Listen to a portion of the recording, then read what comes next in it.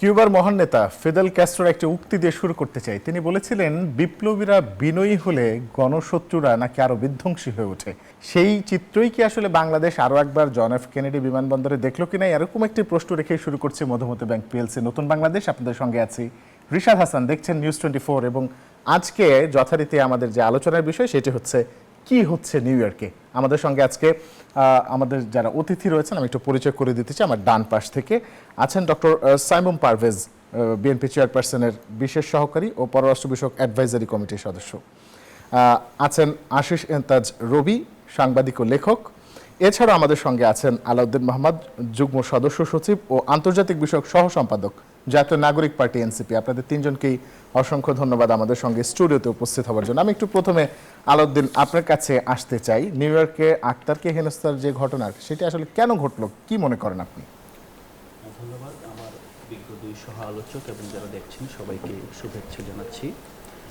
New ইয়র্কে আক্তারের উপর যে হামলা হয়েছে, এই হামলাটি আসলে কেবল আক্তারের উপর হামলা হিসেবে আমরা দেখতে চাই না। আমরা দেখেছি যে গণঅভ্যুত্থানের পর গণঅভ্যুত্থানের যে শক্তি বারবারই তারা হামলার শিকার হয়েছে, তারা বিভিন্ন জায়গায় বাধার শিকার হচ্ছে। আপনি যদি এর আগেও দেখেন, মাহফুজ আলম নিউ ইয়র্কে এবং লন্ডনেও হামলার শিকার হয়েছেন। মাহফুজ আলম তো একজন উপদেষ্টা, সরকারের একজন মন্ত্রী পর্যায়ের ব্যক্তিত্ব, তিনিও এই হামলা থেকে রেহাই পাননি। পাশাপাশি আমরা দেখেছি অন্তর্বর্তীকালীন সরকারের যেই দুর্বলতা, এটা দেশের ভিতরে এবং বাহিরে এই হামলাগুলোর মাধ্যমে মূলত এগুলো পরিলক্ষিত হচ্ছে। আরেকটা বিষয়, আমরা দেখি যে সবসময় যে জুলাই গণঅভ্যুত্থানের পর অনেকগুলো রাজনৈতিক শক্তি এখন মাঠে আছে, যারা বাংলাদেশ পরিচালনার জন্য প্রস্তুতি নিচ্ছে, বাংলাদেশের রাজনীতিতে এখন তারা প্রভাব বিস্তার করছে। কিন্তু এনসিপির প্রতি অথবা এনসিপির পাশাপাশি জুলাই গণঅভ্যুত্থানের যারা ফ্রন্টলাইনার্স, যারা নেতা ছিলেন, তাদের প্রতি আওয়ামী লীগের একটা বিশেষ ধরনের বিদ্বেষ আছে, একটা ক্ষোভ আছে। এই ক্ষোভেরও বহিঃপ্রকাশ আক্তারের উপর হামলার মাধ্যমে ঘটেছে।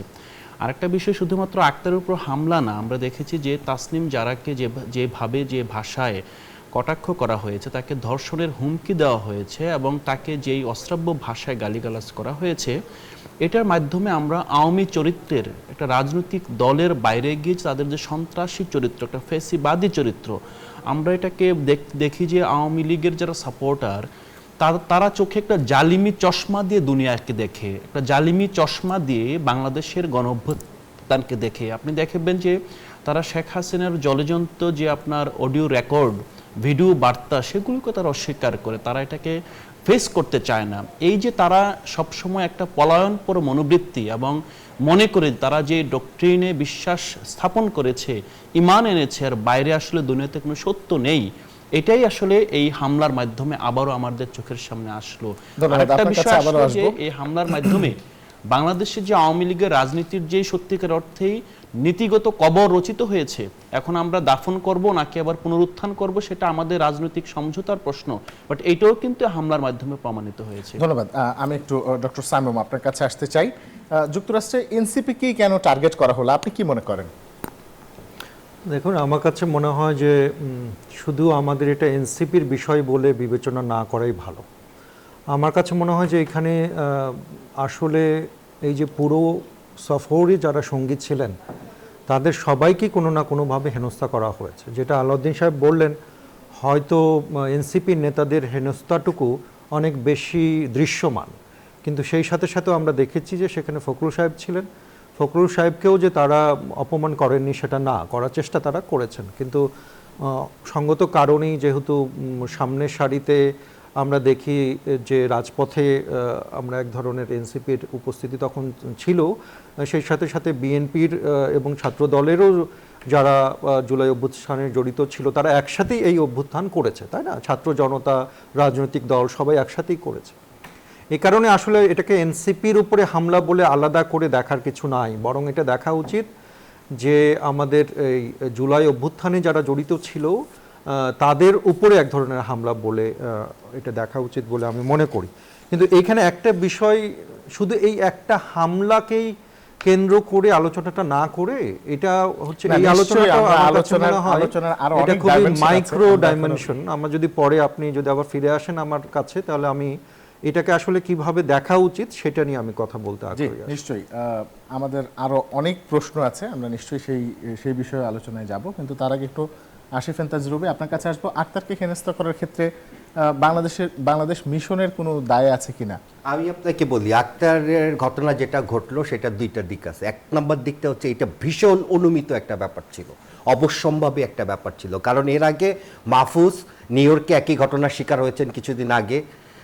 এরপর মাহফুজ যখন ওয়াশিংটন ডিসিতে এসেছিলেন তখন আমি তার সাথে সরাসরি এইসব বিষয় নিয়ে কথা বলেছি।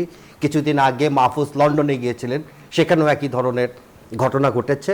এবং আওয়ামী লীগের যারা সাইবার সন্ত্রাসী আছে, যারা ফেসবুকে হুমকি দামকি দেয়, তারা কিন্তু প্রকাশ্যে ঘোষণা দিচ্ছিলেন নিউ ইয়র্কে তারা এরকম একটা ঘটনা ঘটাবেন, প্রকাশ্যে ঘোষণা দিচ্ছিলেন। তাহলে আমার প্রশ্ন হচ্ছে, বাংলাদেশ যে সরকার যে গেল তার ভূমিকা কি ছিল? বৈদেশিক মিশনগুলোর ভূমিকা কি ছিল? আমেরিকার মতো জায়গায় আপনি চাইলেই আপনার নিরাপত্তা নিশ্চিত করতে পারেন। আপনি সরকারের সাহায্য নিতে পারেন, আপনি লোকাল কাউন্টির সাহায্য নিতে পারেন, এমনকি আপনি প্রাইভেট অর্গানাইজেশনের সাহায্য নিতে পারেন। এটা এই হামলার মাধ্যমে পরিষ্কার হয়েছে যে সরকারের সদিচ্ছা বা তাদের কোনো প্রস্তুতি ছিল না এই অপ্রীতিকর ঘটনা এড়ানোর জন্য। দুই নম্বর আরেকটা দিক আছে, এটা আমি বলি। আক্তার কি হিসেবে গেছেন এখানে? প্রফেসর ইউনুসের সফরসঙ্গী হিসেবে। প্রফেসর ইউনুস যে পদ দিয়ে বিমানবন্দরের, জেএফকে বিমানবন্দরের যে পদ দিয়ে প্রফেসর ইউনুস এবং তার সাঙ্গপাঙ্গরা, প্রেস টিমের সদস্যরা, যারা সবসময় কিছুক্ষণ পর ফেসবুকে তাকে নিয়ে ইংরেজিতে মজার মজার স্ট্যাটাস দেয়, এবং যারা মবকে বলে প্রেশার গ্রুপ, তারা নিরাপদে বের হয়ে গেলেন। তাহলে আক্তারকে, এই মির্জা ফখরুল সাহেবকে কেন অকুল পাথারে, বা তাসনিম জারাকে কেন অকুল পাথারে ফেলে রেখে গেলেন? এই প্রশ্ন কেন আপনারা করছেন না? আক্তারের ওপর তো আক্রমণ হতেই পারে, কিন্তু আক্তার গিয়েছে প্রফেসর ইউনুস, একজন বাংলাদেশের সরকার প্রধান, রাষ্ট্রপ্রধান, তার সফরসঙ্গী হিসেবে। আক্তার তো এনসিপির নেতা হিসেবে যায়নি। জামাত নেতারা সেই সময় কোথায় ছিলেন? জামাত নেতাদেরকে আমি অন্তত একটা ভিডিও ফুটেজে জামাত নেতাদেরকে, একজন নেতাকে অন্তত আমি সেই ভিডিও ফুটেজে দেখেছি, উনি একটু দূরে ছিলেন। কিন্তু আমার প্রশ্ন সেটা না, আমরা কিন্তু সবসময় মূল প্রসঙ্গ থেকে অন্য জায়গায় চলে যাই। আক্তারকে যদি প্রফেসর ইউনুস নিয়ে গিয়ে থাকেন, আক্তার, মির্জা ফখরুল ইসলাম আলমগীর এবং সফর সঙ্গী, তারা নেতা হোক, তারা সাধারণ সাংবাদিক হোক, তারা কেবল দর্শনার্থী হোক, তাদের সকলকে নিরাপত্তা দেবার দায়িত্ব প্রফেসর ইউনুসের। এই প্রশ্নটা প্রফেসর ইউনুসকে করতে শেখেন। ধন্যবাদ। এবং আরেকটা কথা বলি আপনাকে, সরি, ওই ঘটনার কিছুক্ষণ পরই প্রফেসর ইউনুস গেলেন হচ্ছে তার 3টা শূন্য নিয়ে আলোচনা করতে, জাতিসংঘের একটা অধিবেশনে। ওনার 3টা ডিম বা শূন্য নিয়ে আলোচনা করলেন। উনি একজন আন্তর্জাতিক মিডিয়া ব্যক্তিত্ব, উনি কি পারতেন না সেখানে জোর গলায় বলতে যে আমার জুলাই যোদ্ধা, আমার সহযোদ্ধা, যারা বাংলাদেশে নতুন স্বাধীনতা এনেছে, তাদেরকে নিউ ইয়র্কের মাটিতে তোমরা কেন হেনস্থা করলা? তোমাদের কোথায় তোমাদের সরকার? ইউএস গভর্নমেন্ট কেন এটা ব্যবস্থা নিল না? এই কথাটা যদি ইউনুস বলতেন, উনি তো ইংরেজি ভালো পারেন, উনি যদি ইংরেজিতে বলতেন, আজকে মার্কিন গণমাধ্যমে এইটা হেডলাইন হইতো। উনি কিন্তু ওইটা বলেন নাই, উনি ওনার 3টা শূন্য বিক্রি করে চলে আসছেন। এইসব নিয়ে প্রশ্ন তোলা জরুরি। ধন্যবাদ। আলাউদ্দিন, আপনার কাছে আরেকবার একটু আসবো, যে বলা হচ্ছে যে রাজনৈতিক পরিচয়ের কারণে আক্তারের উপরে হামলা করা হয়েছে, এবং সেই সঙ্গে জুলাই যোদ্ধা হিসেবে তিনি সম্মুখ সারিতে থাকার কারণে তার উপরে এরকম হামলা হয়েছে, এরকম একটি কথা আমরা দেখেছি, এবং তাসনিম জারাও এরকম একটি বিবৃতি দিয়েছেন। তো আমার প্রশ্ন হচ্ছে যে যদি রাজনৈতিক পরিচয় যদি তার উপরে হামলা হয়, তো নিশ্চয়ই এনসিপি এখনো একটি রাজনৈতিক দল হিসেবেই গড়ে উঠছে। তো রাজনৈতিক পরিচয়ে এই হামলাকে রুখে দেওয়া গেল না কেন? এনসিপির কোনো সমর্থক বা কেউই কি সেখানে ছিলেন না? আমরা তো বেশ কয়েকজনকে দেখেছি ভিডিওতে, তারা তাদেরকে বাঁচানোর চেষ্টা করেছে, কিন্তু এত অল্প সংখ্যক মানুষ, এবং বিপরীতে আমরা দেখেছি আওয়ামী লীগের অনেক কর্মীরা সেখানে ছিলেন।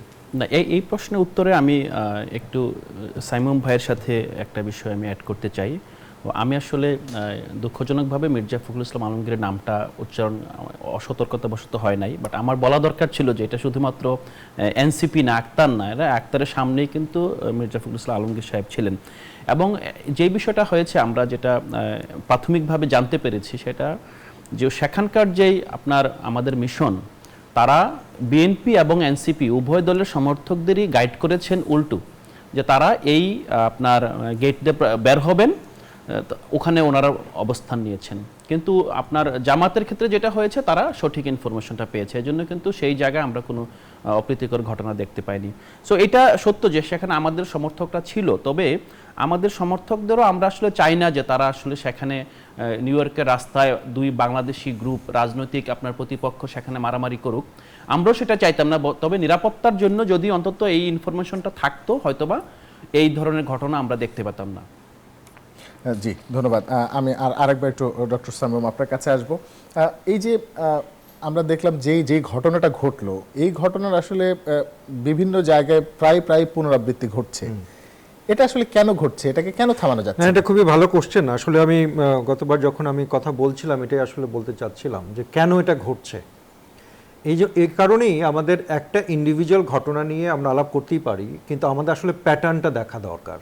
যে এর আগে মাহফুজের উপরে হামলা হয়েছে, এখন আক্তার এবং তাসনিম জারা, মির্জা ফখরুল সাহেবের উপরে এক ধরনের হেনস্থা করা হলো, সামনে আরও এরকম ঘটনা ঘটবে।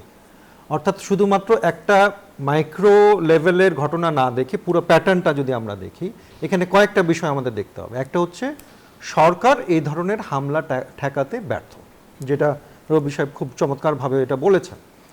এবং আরেকটা জিনিস আমরা দেখছি যে প্রশাসন এবং সমর্থকের দিক থেকে আওয়ামী লীগ এখনও কিন্তু শক্তিশালী একটা পজিশনে রয়েছে। সেটা আমরা প্রশাসনের মধ্যে অনেকটাই আওয়ামী লীগের যে অবস্থান, সেই অবস্থানটা হয়তো আমরা বুঝতে পারছি না, কিন্তু তারা কিন্তু সুপ্তভাবে যে তারা রয়েছে, গুপ্তভাবে যে তারা রয়েছে, এটা কিন্তু আমরা বুঝতে পারছি। এবং 15 বছরে তাদের যে স্ট্রাকচার, ফ্যাসিস্ট রেজিমের যে স্ট্রাকচার, সেটা তো আপনি একদিনে নিশ্চিহ্ন করে দিতে পারবেন না। অতএব সেটা সেখানে রয়েছে। এটা গেল দুইটা বিষয়। সবচেয়ে গুরুত্বপূর্ণ যে বিষয়টা, সেটা হচ্ছে আইডিওলজির বিষয়। অর্থাৎ এই যে 5ই আগস্টের পরে আপনি কি কয়জন আওয়ামী লীগ সমর্থককে বলতে শুনেছেন যে এই যে গণহত্যা চলেছে সেইটার জন্য আমরা দুঃখিত? আমি তো আমার আশেপাশে খুব বেশি আমি একজনও আসলে দেখি না যে আওয়ামী লীগের নেতা সমর্থক তারা যে ডিনায়ালের মধ্যে বসবাস করছেন, সেই ডিনায়াল থেকে সরে এসে তারা এটা স্বীকার করা, সেই স্বীকারের মধ্যে কিন্তু আমরা কাউকে দেখতে পাচ্ছি না। তার মানে কেন স্বীকার করেন না তারা? এটা আরও রুটের কোশ্চেন। এটার একটা থিওরি আছে আমার, সেই থিওরিটাকে আমি বলি ডেইফিকেশনের থিওরি। তার মানে শেখ মুজিব এবং মুজিবের যে ফ্যামিলি, এই পুরো ফ্যামিলিটা একটা দেবত্বকরণ প্রক্রিয়ার মধ্যে দিয়ে গিয়েছে গত 15 বছর। শেখ মুজিবের জন্ম দুইবার হয়েছে, একবার শেখ মুজিবের আসল জন্ম, আর একবার জন্ম যখন থেকে আওয়ামী লীগ সরকার তাকে দেবতা হিসাবে একটা প্রতিষ্ঠিত করেছে বাংলাদেশের বিভিন্ন জায়গায়, সেটা স্টেট স্পন্সরের মাধ্যমে প্রতিষ্ঠিত করেছে। যখন আপনি কাউকে দেবতা হিসাবে প্রতিষ্ঠিত করবেন, তার পরিবারের কেউ তখন আনকোয়েশ্চেনেবল একটা জায়গায় চলে যায়, তাকে প্রশ্ন করা যায় না। যে কারণে যারা তাদের সমর্থন করেন তারা তাদের কোনো অপরাধ আসলে খুঁজে পান না। যদিও আপনি দেখতে পাচ্ছেন যে এখানে ভয়েস রেকর্ড আমরা পেয়েছি, সরাসরি নির্দেশ আমরা দেখছি যে হত্যার নির্দেশ তিনি দিচ্ছেন, তারপরে তার সমর্থকরা বিশ্বাস করছেন না যে তিনি এটার সাথে জড়িত, বরং তার নির্দেশে যারা জুলাই অভ্যুত্থানের সাথে জড়িত, যারা তাদের রক্ত ঘামে আমাদের নতুন বাংলাদেশ গড়ছেন, তাদের উপরে হামলা করছেন। অর্থাৎ আমাদের যেটা করা উচিত ছিল, যদি আমার একটু সময় থাকে 30 সেকেন্ড, সেটা হচ্ছে যে 5ই আগস্টের পরে আমাদের এই যে বয়ানটা প্রতিষ্ঠা করার জন্য একটা ঐক্যমতের দরকার ছিল। 5 আগস্টের পরে এনসিপি, বিএনপি, জামাতে ইসলাম একজন আর একজনকে কে ক্ষমতার ভাগ পাবেন এবং কত তাড়াতাড়ি পাবেন, এবং কেউ চাচ্ছেন যাতে তাড়াতাড়ি নির্বাচন না হোক, কেউ চাচ্ছেন তাড়াতাড়ি নির্বাচন হোক, ইত্যাদি নানা রকম বিধিতে তারা যখন আটকে পড়েছেন, তখন তারা আসলে মূল ফোকাস থেকে সরে গিয়েছেন। তাদের যেটা দরকার ছিল সেটা হচ্ছে কিছু বিষয়ে ঐক্যমত প্রতিষ্ঠা করা, যেমন আওয়ামী লীগ প্রশ্নে ঐক্যমত প্রতিষ্ঠা করা, শেখ হাসিনা প্রশ্নে ঐক্যমত প্রতিষ্ঠা করা, আওয়ামী লীগের সমর্থকদের আপনি কিভাবে ট্রিট করবেন সে বিষয়ে ঐক্যমত প্রতিষ্ঠা করা। এই তিনটাতে আমরা ব্যর্থ হয়েছি বলেই এই ধরনের ঘটনা আবারও পুনরাবৃত্তি। ধন্যবাদ। আপনার কাছে আবারও আসবো। আসিফ ইনজাজ রবি, একটু আপনার কাছে আসবো। এই যে আমরা দেখতে পেলাম যে এরকম একটা ঘটনা ঘটলো, এটি কি আসলে আওয়ামী লীগের কোনো কৌশলগত ভুল কিনা? আওয়ামী লীগের কোনো কৌশলগত ভুল এখানে আমি দেখছি না। আওয়ামী লীগ তার যে স্বভাব, তার যে চরিত্র, সেটা সে সবসময় করে যাচ্ছে। কিন্তু এখানে বিএনপি এবং এনসিপির কৌশলগত ভুল ছিল। আমি মনে করি আক্তারের জন্য এই ঘটনাটা খুবই বড় একটা লেসন। শুধু আক্তারের জন্য না, আক্তারের যারা সহযোদ্ধা আছেন এনসিপি এবং অন্যান্য তরুণ নেতৃত্বের জন্য এটা বিশাল একটা লেসন। লেসনটা কি? বিপদের সময় ইউনূস সাহেব তাদের পাশে থাকবেন না। তাদের উচিত রাত জেগে যমুনা পাহারা দেয়া, যে উনি কখন পালিয়ে যান, এবং উনি পালিয়ে গেলে, এদেরকে একা রেখে পালিয়ে গেলে ডিম নিক্ষেপ না। ফেব্রুয়ারিতে তো আসলে নির্বাচন দেওয়ার কথা বলা হচ্ছে, তাহলে কেন পালিয়ে যাবে? আমি ওই প্রসঙ্গে আসছি। এই প্রফেসর ইউনূসকে বিশ্বাস করা যায় না।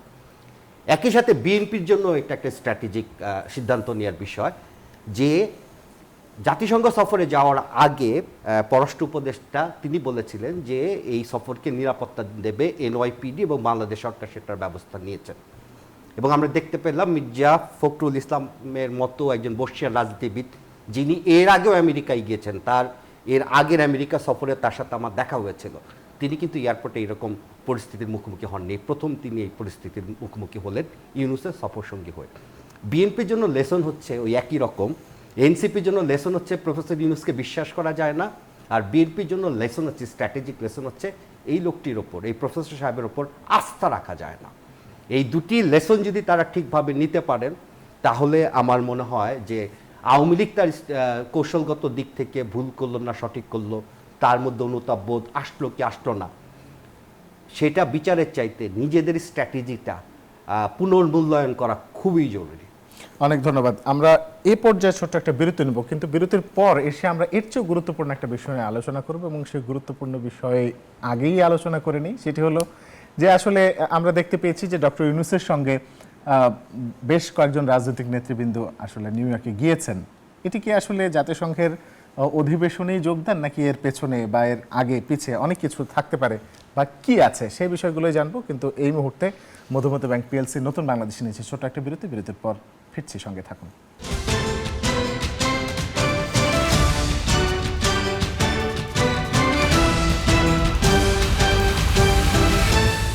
বিরতির পর স্বাগত, দেখছেন নিউজ 24, চলছে মধুমতি ব্যাংক পিএলসি নতুন বাংলাদেশ। আপনাদের সঙ্গে আছে রিশাদ হাসান, এবং যে বিষয়টি বলেছিলাম যে আমরা আলোচনা করব যে যুক্তরাষ্ট্রে ডক্টর ইউনূসের সফরসঙ্গী হিসেবে যারা গেলেন, আসলে কি জামাত, বিএনপি এবং এনসিপির মধ্যে আসন ভাগাভাগি হচ্ছে? ডক্টর সাইমন, আপনার কাছে আসবো। এই প্রশ্নের উত্তর দেওয়ার জন্য আমি একটু পিছনে যেতে চাই। 5ই আগস্টের পরে আমার কাছে মনে হয় বাংলাদেশে গুণগত রাজনীতিতে একটা বড় ধরনের পরিবর্তন এসেছে। যদিও হচ্ছে অনেক ধরনের প্রোটেস্ট আমরা দেখি, একদল আর এক দলের বিরুদ্ধে অনেক প্রচারণা চালাচ্ছেন, অনলাইনে ট্রল বাহিনীর নানা রকম কার্যক্রম আমরা দেখছি, কিন্তু তারপরেও একটা অভূতপূর্ব বিষয় ঘটছে। বাংলাদেশের ইতিহাসে এই প্রথম বিতর্কের যে বিষয়গুলো, ডিসএগ্রিমেন্টের যে বিষয়গুলো, সেগুলো কিন্তু আলোচনার টেবিলে সমাধানের একটা উদ্যোগ আমরা দেখতে পাচ্ছি। ঐক্যমত্য কমিশনের আন্ডারে সবগুলো রাজনৈতিক দল দিনের পর দিন একে অপরের সাথে কথা বলে তারা কিন্তু একটা অবস্থানে পৌঁছাচ্ছেন। তাদের মধ্যে দ্বিমত হচ্ছে, কিন্তু তারপরও এক ধরনের ঐক্যমতের চেষ্টা আমরা দেখতে পাচ্ছি, যেটা বাংলাদেশের রাজনীতিতে খুব একটা দেখা যায় না। কারণ বাংলাদেশের রাজনীতিতে মূলত সহিংসতার মাধ্যমেই সমাধান আমরা বা ক্ষমতার পালাবদল আমরা দেখেছি। এটা কেন বললাম? এটা বলার কারণ হচ্ছে যে যদি আসন ভাগাভাগির প্রশ্ন আসে, এই তিনটা শক্তির মধ্যে এনসিপি, জামাতে ইসলামী এবং বিএনপির মধ্যে সমঝোতা দরকার পড়ে, তাহলে সেটা বাংলাদেশের বসেই হতে পারে। সেটার জন্য ট্রাভেল করে যুক্তরাষ্ট্রে যাওয়া দরকার নাই। এখন আপনি যদি বলেন যে যুক্তরাষ্ট্র সরকারের মধ্যস্থতায় এটা হবে, আমার কাছে মনে হয় যে এটা পুরোপুরি একটা ভিত্তিহীন বিষয়। যুক্তরাষ্ট্রের সরকার ঠিক করে দিবে না যে বাংলাদেশের রাজনীতিতে কে আসবে, এটা বাংলাদেশের জনগণই ঠিক করে দিবে। এরকম পররাষ্ট্র এবং অন্যান্য দেশের যে বিষয়গুলো, সেটা নিয়ে তাদের বক্তব্য থাকতে পারে, কিন্তু বাংলাদেশ এখনও এমন কোনো পর্যায়ে যায়নি যে হচ্ছে যে আমাদের ওই মানে এক ধরনের ডিকটেট করবে, সেটা মেনে নিয়ে আমাদের হচ্ছে সরকার গঠন করতে হবে। আমার কাছে, আমি এটার সাথে পুরোপুরি দ্বিমত পোষণ করি, এবং আমি মনে করি যে এটা আসলে এক ধরনের গুজব বলেই আমার কাছে মনে হয়। ডক্টর মোহাম্মদ ইউনূস এবং বাংলাদেশের রাজনীতিতে সক্রিয় তিনটি রাজনৈতিক দল যদি মনে করে, তাহলে বাংলাদেশে বসেই এই আলোচনা দরকার রয়েছে। আমার কাছে মনে হয় ডক্টর ইউনূস আসলে তার ক্ষমতা শেষের দিকে দেখাতে চাচ্ছেন যে সবগুলো রাজনৈতিক দল তার প্রতি আস্থা রয়েছে। সেইটার একটা উদাহরণ হিসাবে সবগুলো দলের প্রতিনিধিদের নিয়ে তিনি সফর করছেন বলে এটা আমার কাছে মনে হয়। ধন্যবাদ। আলাউদ্দিন, আপনার কাছে আসবো। একই প্রশ্ন, কিন্তু তার সাথে একটু সম্পূরক প্রশ্ন আছে। সেটি হচ্ছে যে এনসিপি এখনো নিবন্ধন পায়নি, এবং অনিবন্ধিত একটি দল তারা ডক্টর ইউনূসের সাথে যুক্তরাষ্ট্রে সফরসঙ্গী হয়েছে। সেটা নিয়ে কিছু বিতর্ক তৈরি হয়েছে, বেশ কয়েকজন নেতাকর্মী সেটা নিয়ে কথাও বলেছেন। আপনি কি বলবেন? হ্যাঁ, প্রথমত আপনি যে প্রথম প্রশ্নটি করেছেন সেটা হলো যে কেন। তো আমার মনে হয় এই প্রশ্ন উত্তরে আমি সাইমন ভাইয়ের সাথে কিছুটা একমত, যে উনি বহির্বিশ্বের কাছে শো করতে চাচ্ছেন যে তার পেছনে রাজনৈতিক শক্তিগুলো ঐক্যবদ্ধ আছে। পাশাপাশি আরেকটা গুরুত্বপূর্ণ বিষয় আমার মনে হয় এই জাতিসংঘের এই সম্মেলনে রোহিঙ্গা বিষয়ক একটা কনফারেন্স হবে, তো যেটা বাংলাদেশের ভবিষ্যৎ রাজনীতির জন্য একটা বড় আপনার আমরা বলবো নেগোসিয়েশনের টুল হিসেবে থেকে যাবে এই অঞ্চলের জিওপলিটিক্যাল যে সিচুয়েশন সেই প্রেক্ষাপটে। তো সেক্ষেত্রে অধ্যাপক ইউনূস তার মতো করে চেষ্টা করেছেন গত 1 বছর, এবং সেই চেষ্টা আসলে আমরা রাজনৈতিক দলগুলোকে সেভাবে পাইনি। হ্যাঁ, যদি রাজনৈতিক দলগুলোর সাথে আলাপ আলোচনা করে তিনি এই প্রচেষ্টা অব্যাহত রাখতেন, বিশেষ করে যখন জাতিসংঘের মহাসচিব এসেছিলেন তখন কিন্তু কক্সবাজারে তিনি রাজনৈতিক দলগুলোকে নিয়ে যেতে পারতেন, যেখানে আপনার রোহিঙ্গা যে ক্যাম্প উখিয়াতে। তো সেই ক্ষেত্রেও এই সম্মেলনকেও অর্থবহ করে তোলা এবং ভবিষ্যতে যাতে নেগোসিয়েশনের জন্য অন্যান্য রাজনৈতিক দলগুলো আপনার অ্যালাইন্ড থাকে, সেটা একটা কারণ, এবং এটাকে আমি ভ্যালিড কারণই মনে করি। আরেকটা বিষয় আছে, সেটা হলো যে অধ্যাপক ইউনূস গত 1 বছর পূর্বে, যেটা আশিস ভাই বললেন উনি উপস্থিত ছিলেন গত 1 বছর, এবং উনি যেটা একটু আগেও বললেন যে এই 1 বছরের মধ্যকার 2টা সময়কে উনি একটা বিশ্লেষণ করতে পারেন। সেই বিশ্লেষণটার আমরা একটা রূপ দেখি। 1 বছর আগে তিনি ছিলেন আশার বাতিঘর, বাংলাদেশকে পরিবর্তন করবেন, বাংলাদেশের যে স্ট্রাকচারাল ড্যামেজ আপনার গত ফেসিবাদী রিজিম করে গিয়েছে সেগুলো উনি পুনর্গঠন করবেন। বাট 1 বছর পরে এসে কিন্তু ওনার প্রতি এই প্রত্যাশাটা আসলে এখন কারোর নাই, বরং বেশিরভাগ ক্ষেত্রে ওনাকে কীভাবে সেফ এক্সিট দেওয়া যায়, এবং উনিও কিন্তু সেইভাবেই আপনার রিট্রিট করছেন। তো সেই প্রেক্ষাপটে উনি তাকে তো আসলে যারা জুলাই যোদ্ধা বা জুলাই আন্দোলনের সামনের সারিতে ছিলেন তারাই বসিয়েছে, বা মোটা দাগে বলতে গেলে এনসিপি আসলে তাদেরকে বসিয়েছে। তাহলে এই প্রত্যাশার জায়গাটা কেন আপনারা চলে যেতে দিলেন?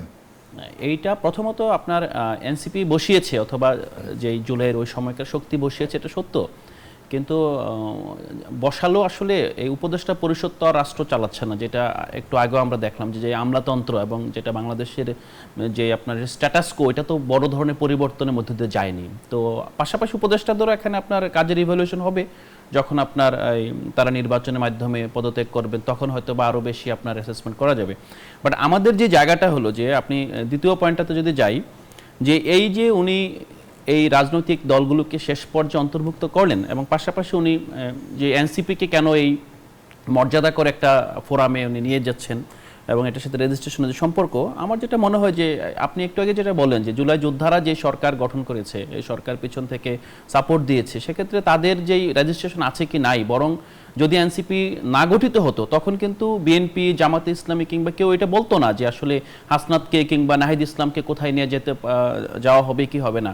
এখন পর্যন্ত অধ্যাপক ইউনূস যেহেতু অরাজনৈতিক ব্যক্তি এবং উনি আসলে রাজনৈতিক যে ইকুয়েশন সেগুলো খুব কমই বুঝেন, তো সেক্ষেত্রে ওনার কাছে সেই আপনার একটা মানে মোহর মধ্যে উনি আছেন যে আমরা হয়তো জুলাইয়ের সরকার, এই ছাত্ররা আমাকে নিয়োগ দিয়েছে, এরা হয়তো ভবিষ্যতে বড় কিছু করবে। কিন্তু নির্বাচনের সময় ডক্টর ইউনূস থাকবেন না, অবশ্যই থাকবে না, কারণ যেহেতু উনি তার সরকার পরিচালনায় এই ছাত্র জনতার যেই আবেদন, গত 1 বছরে আপনি দেখবেন যে অনেকবার ছাত্র রাস্তায় নেমে এসেছে সরকারের অনেকগুলো সিদ্ধান্ত পরিবর্তনের জন্য, স্ট্রাকচারাল অনেকগুলো পরিবর্তনের জন্য, শুধুমাত্র ছাত্ররা না, সেটার সাথে বিএনপি, জামাত অ্যালাইন্ড। আমি মনে করি যে এই যে মন্ত্রণালয়গুলোতে দুর্নীতি বেড়েছে, এটা মির্জা ফখরুল ইসলাম আলমগীর একবার বললেন যে আগে যেই টাকা দিতে হতো তার চেয়ে বেশি টাকা দিতে হয়। আপনি কয়েকদিন আগে দেখেন আপনার একজন জনপ্রশাসন সচিবকে আরেকজন সচিবের অভিযোগের ফেসবুকে স্ট্যাটাসের ভিত্তিতে তাকে আপনার তার পদ থেকে সরিয়ে দেওয়া হয়েছে।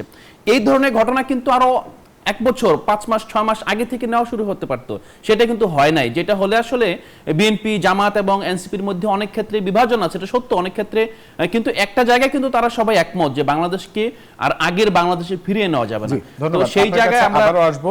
আমি একটু আসিফ ইন্তাজ আপনার কাছে আসতে চাই যে আসন ভাগাভাগির বিষয়ে নানাবিধ আলোচনা ফেসবুক জুড়ে দেখতে পাচ্ছি, এবং সেই সঙ্গে ছোটখাটো বেশ কিছু গণমাধ্যমে এই বিষয়ক নিউজ আমরা দেখেছি।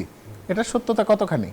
হতে পারে, এটা সত্যতা হতে পারে। আমি আপনাকে কয়েকটা রিয়েলিস্টিক পয়েন্ট বলি। সেটা হচ্ছে ওনারা তো গেছেন এমিরেটসে, দুবাই থেকে নিউ ইয়র্ক প্রায় 16-17 ঘন্টার ফ্লাইট, মানে একটা ছোট্ট জায়গায় একসাথে 3টা দলের রাজনৈতিক নেতাকর্মীরা বসে আছেন 16-17 ঘন্টা, কোথাও যাবার উপায় নাই।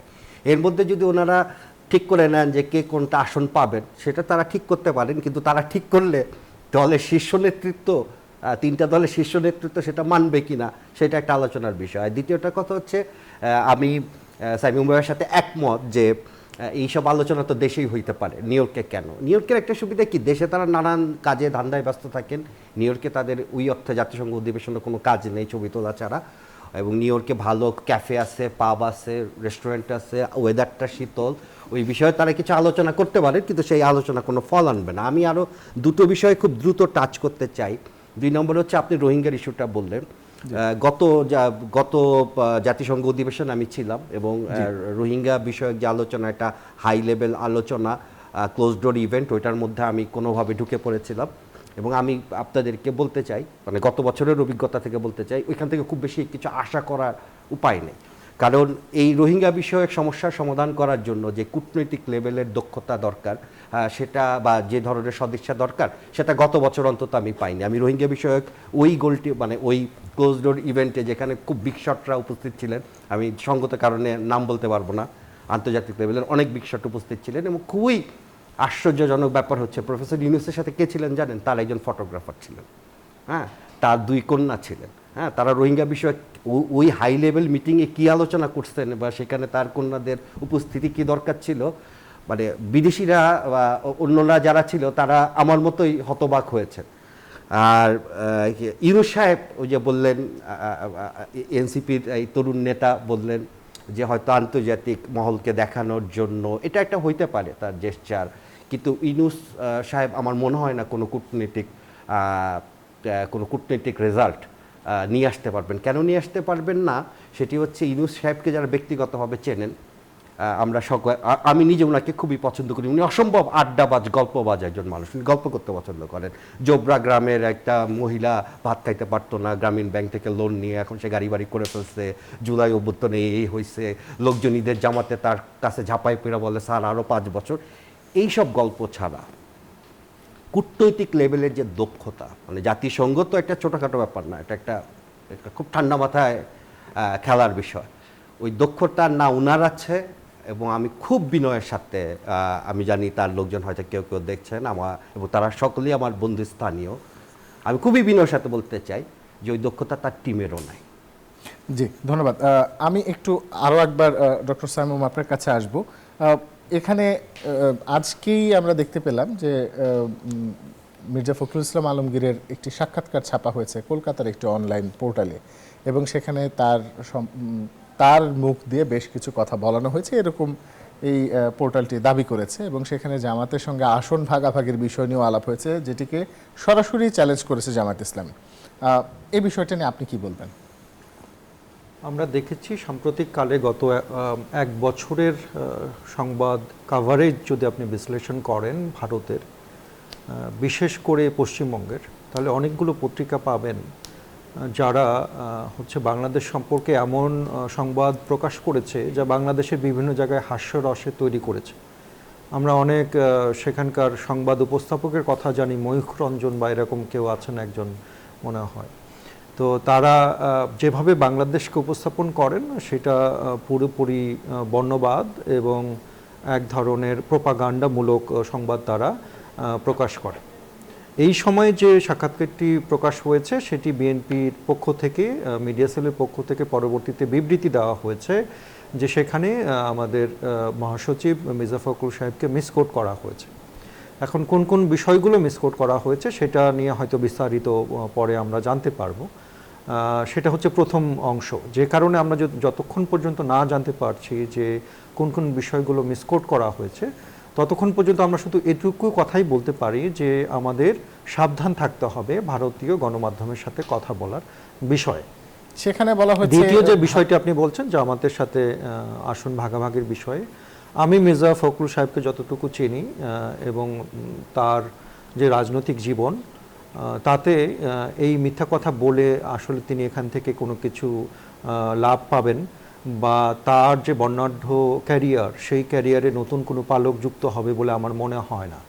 যে কারণে কিন্তু এখানে আবার একটা আলোচনার বিষয় আছে যে হয়তো ক্লোজ ডোর যে কথা হয়েছে সেটি কোনোভাবে বাইরে আসা ঠিক কিনা, হ্যাঁ সেটা নিয়ে আলোচনা হতে পারে, কিন্তু আমার কাছে কখনোই মনে হয় না যে মির্জা ফখরুল সাহেব এটা ভুল বলেছেন। যদি এটা বলে থাকেন অবশ্যই সেটা হয়েছে বলেই তিনি এটি বলেছেন, জামায়াত ইসলাম কিন্তু কিন্তু এখানে কিন্তু challenge দোষে কোনো করেছে কিছু যে নাই। আসলে- না না এটা ঠিক আছে, আমি অবশ্যই জামাত ইসলামের বক্তব্য এবং মির্জা ফখরুলের বক্তব্য এই দুটার মধ্যে যদি আমাকে বেছে নিতে হয়, আমি 100 বার বললে আমি 100 বারই আমি মির্জা ফখরুল সাহেবের বক্তব্য বেছে নিব।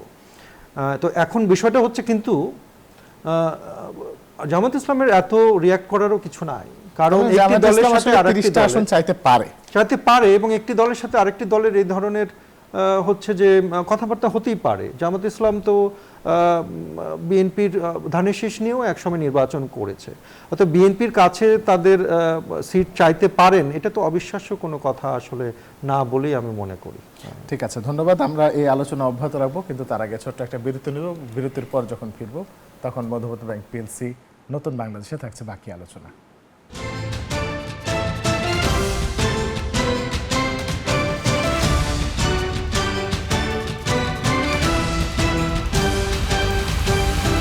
বিরতির পর স্বাগত আরো একবার। দেখছেন নিউজ 24 চলছে মধুমতি ব্যাংক পিএলসি নতুন বাংলাদেশ। আপনাদের সঙ্গে আছে রিশাদ হাসান। আমি একটু আলাউদ্দিন মোহাম্মদ আপনার কাছে আসব।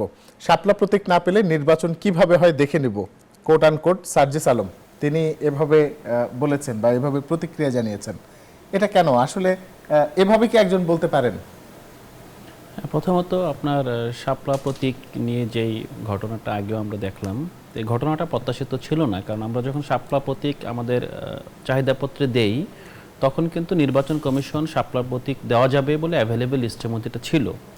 কিন্তু পরবর্তীতে শাপলা যখন আপনার তাদের সাথে কথা বলে জমা দেওয়া হয়েছে এবং আমাদের যেহেতু নতুন রাজনৈতিক দল, চতুর্দিকে অনেক প্রত্যাশা, কি করছে না করছে, অনেক হাইপ, তো আমাদের নেতাকর্মীরা তো সেদিন থেকে যে কি আমরা আবেদন করেছি শাপলা, এবং সারা দেশে তারা শাপলাকে একটা প্রাপ্য প্রতীক হিসেবে মেনে নিয়েছেন আর কি। তো সেই ব্যাপারে আমরা দেখেছি যে পাশাপাশি একই সাথে অন্যান্য রাজনৈতিক দল, বিশেষ করে বিএনপির পক্ষ থেকে স্পষ্টভাবে বলা হলো শাপলা হলো আপনার জাতীয় প্রতীক, এটা কোনোভাবেই প্রতীক বরাদ্দের আপনার লিস্টে আসতে পারে না।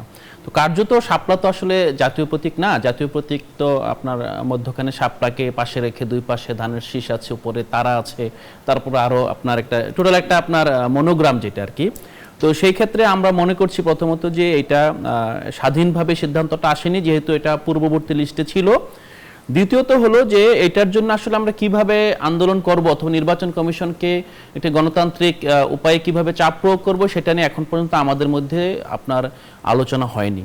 তো এর মধ্যে যারা কথা বলেছেন আমি তাদের আবেগকে সম্মান জানাই, অবশ্যই সম্মান জানাতে হবে। তারা দলকে ভালোবেসে এবং মানুষের যে আবেগকে ভালোবেসে তারা এই অবস্থানটা নিয়েছেন, সবারই আপনাদের প্রতি আছে। তো সেক্ষেত্রে আসলে এরকম একটি মন্তব্য বা নির্বাচন কিভাবে হয় দেখে নেব, না এটা দেখেন একটা রাজনৈতিক দল তো এটা কি আসলে রাজনৈতিক ভাষা নাকি এনসিপির নতুন কোন রাজনৈতিক ভাষা? না না, এটা রাজনৈতিক ভাষাই। কারণ রাজনৈতিক দলের কাজই হলো যে তারা ক্ষমতা যন্ত্রের মধ্যে ক্ষমতার ভারসাম্য তারা বজায় রাখে। এটা একটা রাজনৈতিক দল মূলত একটা আওয়ামী লীগের সময় দেয়া হতো। না না না না, এটা এইভাবে আপনি দেখতে পারেন না। উনি তো বলে নাই যে ঘেরাও করবে, ইভেন ঘেরাও করাটা তো আসলে রাজনৈতিক আপনার এটা মানে ইয়ার অংশ। যে আওয়ামী লীগ এক সময় বলতো যে জামাত ইসলাম, জামাত বিএনপি কোন ষড়যন্ত্র করলে রুখে দেওয়া হবে। একটা বিষয় দেখেন, এরকম কথা না না, বলতো। আপনি এই বিষয়টাকে এইভাবে দেখবেন না। আওয়ামী লীগ ক্ষমতায় থেকে যেটা বলতো আর রাজপথে থেকে যেটা আমরা এখন বলছি অথবা বিএনপি বলছে, তাদের দুই ভাষার মধ্যে কখনোই আপনি মিল খুঁজে দেখতে যাবেন না। কারণ ক্ষমতায় থেকে একই সাথে রাজপথ দখল করার ঘটনা আমরা শাহবাগে দেখেছি, একই সাথে শাহবাগে মোমবাতি প্রজ্বলন হচ্ছে, গণভবনে মোমবাতি প্রজ্বলন হচ্ছে। সেই ঘটনার দিকে যদি আমাদের ফিরিয়ে নিয়ে যান, মনে হচ্ছে যে না আমরা শাহবাগের ভাষা, অথবা শাহবাগকে আমি কোনো ভিলিফাই করে বলছি না, আমি জাস্ট একটা ঘটনা হিসেবে বলছি। যদি মনে হয় যে আমাদের কোনো নেতৃত্বের কাছ থেকে সেই ভাষা আসে, সেই নেতৃত্ব তো সরকার চালাচ্ছে না, সেই নেতৃত্বের কাছে আপনার রাষ্ট্রের যেই মানে স্টেট মেকানিজমের কোনো কিছু তার কাছে নেই। তার কাছে জনগণ আছে, জনগণকে সে কিভাবে উদ্বুদ্ধ করবে, জনগণকে উদ্বুদ্ধ করে কিভাবে গণতান্ত্রিক উপায়ে চাপ প্রয়োগ করবে, এটা রাজনৈতিক দলের আভ্যন্তরীণভাবে তারা সিদ্ধান্ত নেবে। কিভাবে বিভিন্ন ফ্রন্টে তারা যুদ্ধ করবে, সেটা না মনে হয় না যে আপনি আওয়ামী লীগের সাথে এটা তুলনা করতে পারেন। এটা আমি মৃদু প্রতিবাদ জানিয়ে রাখলাম এই আপনার তুলনার। জি ধন্যবাদ। আমি একটু ডক্টর সামিম আপনার কাছে আসবো। কেন আসলে বিএনপি এনসিপি শাপলা প্রতীক চাইছে? বিএনপি কেন সেখানে বলেছে যে শাপলা প্রতীক জাতীয় এটা পাওয়া যাবে না বা দেয়া যাবে না? এ ধরনের কথা বলে আসলে রাজনৈতিক দলগুলোর পারস্পরিক সম্পর্কের জায়গা আসলে নষ্ট হয় কিনা, বা এই কথার পেছনে যুক্তি কি? এইটা তো টেকনিক্যাল বিষয় বলে আমি মনে করি। এটা তো আইনগত বিষয় যে কে কোন প্রতীক পাবে এটা মূলত নির্ধারণ করবে নির্বাচন কমিশন। নির্বাচন কমিশন এখন আলাউদ্দিন সাহেব যেটা বলছেন যে নির্বাচন কমিশন কোনোভাবে প্রভাবিত হয়েছে কিনা, সেইটা তো একটা স্পেকুলেশন, তাই না? কিন্তু মূলত হচ্ছে রাজনৈতিক দলের নিজস্ব মন্তব্য থাকবে। নিজস্ব মন্তব্য থাকা, বিরোধিতা করা মানে তো এই না যে এটা রাজনৈতিক সংস্কৃতির বিরোধী। তো আপনি একটা মতামত দিবেন, আমি একটা মতামত দিব, বরং এটা গণতন্ত্রের সৌন্দর্য। গণতন্ত্রের সৌন্দর্য অনুযায়ী বিএনপির কাছে মনে হয়েছে শাপলা হচ্ছে জাতীয় প্রতীক, এটা বরাদ্দ দেওয়া ঠিক না। এখন আলাউদ্দিন সাহেবের মনে হয়েছে যে না, এটা ওখানে ছোট করে ধানের শীষ রয়েছে, তারা রয়েছে, আমরা শাপলা আমরা নিব। কিন্তু আলটিমেটলি এটা ডিসিশন কে নেবেন, এটার অথরিটি কে? এটা হচ্ছে নির্বাচন কমিশন। তাহলে কি নির্বাচন অর্থাৎ কমিশন আমার BNP এই যে দ্বারা প্রভাবিত বলটা, হয়েছে? এই বলটা হচ্ছে বিএনপির কোর্টে নাই, এটা বিএনপির সিদ্ধান্ত না। বলটা আইদার আপনাকে আইনগতভাবে হাইকোর্টের হচ্ছে কাছে থাকবে, অথবা আপনাকে নির্বাচন কমিশনের, নর্মালি এটা নির্বাচন কমিশনের সিদ্ধান্ত হবে। অর্থাৎ আপনি সেইটার দায় বিএনপির উপরে না চাপানোই ভালো হবে, কারণ বরং বিএনপির উপরে চাপালেই এক ধরনের হচ্ছে রাজনৈতিক টানাপোড়েন তৈরি হবে বলে আমি মনে করি। বরং এটা ডিল করতে হবে এনসিপির শাপলা প্রতীকের বিষয়ে নির্বাচন কমিশনের সাথে। আচ্ছা, আমরা একটু আসিফ ইমতাজ আপনার কাছে আসি। একটু বলবেন যে এই যে শাপলা প্রতীক পাওয়া না পাওয়া, নির্বাচন কিভাবে হয় এরকম একটি মন্তব্য, অন্যদিকে শাপলা প্রতীক পাওয়া যাবে না, এটা জাতীয় প্রতীক, এই যে আগে থেকেই মন্তব্য করে ফেলা, এই বিষয়টাকে আপনি কিভাবে দেখেন? একজন জাদুকর যখন ম্যাজিক দেখান, জাদুকর কি করে জানেন? তার ডান হাতে একটা ডিম আছে, এই ডিমটাকে সে হাওয়া করে দেয়। হাওয়া করে দেওয়ার সময় দর্শকরা, সে কিন্তু আসলে হাওয়া করছে না, সে হয়তো তার কোটের পকেটে মানে হাতার ভেতর ঢুকিয়ে ফেলছে। তো তার হাতে একটা রুমাল থাকে, রুমাল দিয়ে সে দর্শকদের ডিস্ট্র্যাক্ট করে ফেলে। তো ডিস্ট্র্যাকশন পলিটিক্সের একটা পুরানো আর্ট। এই শাপলা প্রতীক হচ্ছে এই পলিটিক্সের বর্তমান নির্বাচনে একটা ডিস্ট্র্যাকশন। মানে এমন না যে এনসিপি যদি শাপলা প্রতীক পায় তাহলে তারা সরকার গঠন করতে পারবে, বা শাপলা প্রতীক পেলে তাদের ভোট 30 বা 40% বাড়বে। এমনও না যে এই শাপলা প্রতীক না পেলে তাদের ভোট কমে যাবে। ব্যাপারটা শাপলা প্রতীকের না, ব্যাপারটা হচ্ছে যে একটা কিছু ডিস্ট্রাকশন তৈরি করা। আজকে সার্জিস যেটা বলেছে, রাজনৈতিক আমাদের যে প্রচলিত রাজনৈতিক কালচার, সেই কালচার অনুযায়ী সে একটা হুঙ্কার দিয়েছে যে শাপলা প্রতীক না দিলে নির্বাচন কিভাবে হবে দেখে নেব। বিএনপি এর আগে তাদের প্রতিক্রিয়া জানিয়েছে যে শাপলা প্রতীক তো একটা মানে জাতীয় প্রতীক। হ্যাঁ, তার যুক্তিটাও খুব যে শক্তিশালী যুক্তি এইটাও আমি বলবো না। আবার নির্বাচন কমিশনও যেসব কথাবার্তা বলছে যে এটা তো আমাদের তালিকার মধ্যে নাই, বা এক সময় বলছে তালিকার মধ্যে ছিল, তালিকার মধ্যে নাই তাহলে তুমি এটা জমা নিলা কেন? ঠিক আছে, তালিকার মধ্যে তো অনেক কিছুই ছিল না অতীতে। হ্যাঁ, অতীতে তো অনেক কিছুই ছিল না, নির্বাচন কমিশন তাদের সেই তালিকায় প্রতীক ঢুকায় নাই, অবশ্যই তারা সেই সব প্রতীক অ্যাড করেছে। তো এগুলো কি, এগুলো হচ্ছে এক ধরনের কি বলবো যে মানে কোনো কাজ না থাকলে কিছু একটু আলোচনায় থাকা, একটু ক্রিয়া প্রতিক্রিয়া তৈরি করা, রাজনীতির মাঠটাকে একটু গরম রাখা। এটা কি আসলে রাজনৈতিক নেতৃবৃন্দের কাজ না থাকলে নাকি নির্বাচন কমিশনের কাজ না থাকলে? কারোই আমি আমি আমি আমি একদম বলবো যে রাজনৈতিক নেতৃবৃন্দ, আপনি বলেন রাজনৈতিক নেতৃবৃন্দের কি কাজ? এখন তো তাদের জনগণকে বেশি সময় দেওয়ার যদি কথা। আপনি আমাকে একটু বলতে দেন বা ওনার সম্পূরক হিসাবে আমি বলি রাজনৈতিক নেতৃবৃন্দের আসলে কি কাজ, এটা কিন্তু চমৎকার একটা প্রশ্ন। এই যে বিভিন্ন বিষয় নিয়ে আমরা কথা বলি, একজন আরেকজনের পিছনে হচ্ছে কথাবার্তা বলি, এই রাজনৈতিক দলগুলো, এটার কারণ কি? এটা আমি একটা কার্যকরণ বলি, সেটা হচ্ছে বাংলাদেশের রাজনীতির সাথে অন্যান্য ফাংশনাল ডেমোক্রেসি রাজনীতির একটা পার্থক্য আছে। আমরা শুধুমাত্র ক্ষমতায় যাওয়ার রাজনীতি করি, এই কারণে বেশিরভাগ ক্ষমতার পালাবদল হয় সহিংসতার মধ্যে দিয়ে। রাজনীতির প্রধান চালিকা শক্তি সহিংসতা এখানে, কিন্তু সেটা কি হওয়া উচিত? আমাদের কাছে কিন্তু একটা হচ্ছে সুযোগ এসেছে। সেই সুযোগটা হচ্ছে আমরা এমন একটা জায়গায় এসে পৌঁছেছি যেখানে এনসিপি, জামাত ইসলামী, বিএনপি মোটামুটি কিছু বিষয়ে একমত। অর্থাৎ একটা আপনার অ্যাগ্রিমেন্টের একটা জায়গায় কিন্তু আমরা এসে পৌঁছেছি। এখন রাজনীতিটা হওয়া উচিত, প্রতিদ্বন্দ্বিতা হওয়া উচিত সহিংসতার না, প্রতিদ্বন্দ্বিতা হওয়া উচিত পলিসির। অর্থাৎ বিএনপি তার পলিসি জনগণের সামনে উপস্থাপন করবে, জামাত তার পলিসি উপস্থাপন করবে, এনসিপি তার পলিসি উপস্থাপন করবে। বিএনপি পলিসি রাজনীতি শুরু করেছে, আমি যদি পরে সুযোগ পাই এটা নিয়ে আমি কথা বলবো। এনসিপিও আমাদের সময় হচ্ছে একদম অল্প শেষের আকারে দিকে চলে এসেছে। শুরু করেছে। আমরা জামাতের খুব বেশি পলিসি রাজনীতি আমরা দেখি না। যদি আমরা পরে আলোচনার সুযোগ পাই, আপনার সময় থাকে, আমি সেটা বিস্তারিত জি, বলতে পারি। আমি একদম ছোট করে তিনজনের কাছ থেকে একটু জানতে চাইবো, যেই ঘটনাটি নিউ ইয়র্কে ঘটেছে জেএফ কেনেডি এয়ারপোর্টের গেটে, সেই ঘটনার পুনরাবৃত্তি কি পরবর্তীতে নির্বাচনে হবে কিনা, একদম সংক্ষেপে, আমাদের হাতে 30 সেকেন্ড সময় আছে। আমি শুরু করব। জি। আচ্ছা, ঠিক আছে, ধন্যবাদ।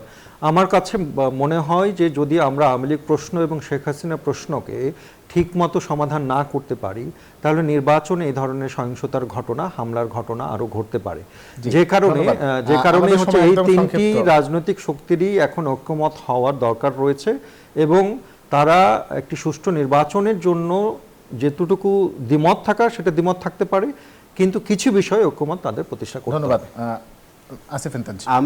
আমি বলবো যে নির্বাচনে কোনো সহিংসতা হবে না যদি প্রফেসর ইউনূস নিজের কাজটা ঠিকমতো করেন। উনি যদি অন্তত দৈনিক 8 ঘন্টা দেশের পিছনে সময় দেন, বাংলাদেশের রাজনীতি বা নির্বাচনের পিছনে, তাহলে কোনো ধন্যবাদ। সহিংসতা আলাউদ্দিন। কখনো ঘটবে না। আওয়ামী লীগ এত শক্তিশালী না।